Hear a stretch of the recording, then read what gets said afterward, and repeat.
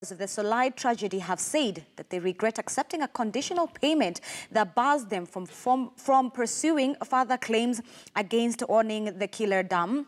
It goes on to explain how the dam owners will not accept liability despite the payment of 100,000 for a life lost, 200,000 for a semi-permanent structure, and 1 million Kenyan shillings for permanent structures destroyed.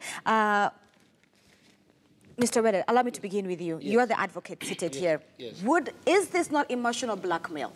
Here you have Kenyans who have lost, one family in itself has already lost 4 members. And then I am supposed to sign these legal documents that bar me from seeking justice. But at the same time, I also need that money to fund, for example, burial and to move forward with life. But there's also this aspect where I cannot go for justice for my loved ones. Thank you so much. Before I answer, always remember that Kimbe here is my senior colleague. Yes. In the profession. In the profession. So, one, these people are duped. There is the first aspect, which is called the criminal negligence. Negligence that causes death. Now, that is a criminal aspect, and I'm glad the DPP has ordered that these people be arrested and charged.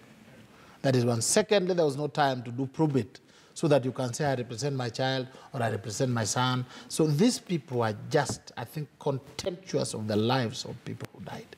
So what they did does not amount to anything in law. It will be considered a donation. They donated. You get it?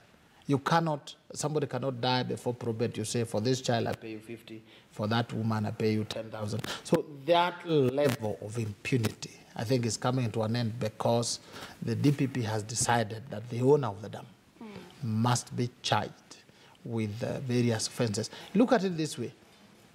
The rains did not just come up one day. These are things which have been predicted over the years. They know the state of the dam, the quality of the dam, how it was constructed, and so on and so forth. So they waited for people to die. And then when people have died, you can clearly see that they did not take reasonable steps to ensure the safety of people downstream, assuming they had permission to construct the dams. So those payments, those are watered down in the just like the dam water went. So are the payments. Those who are seeking payments should organize themselves and seek proper payment through good lawyers, and they'll get. A life is not worth 100,000. Right, and speaking of good lawyers, we've seen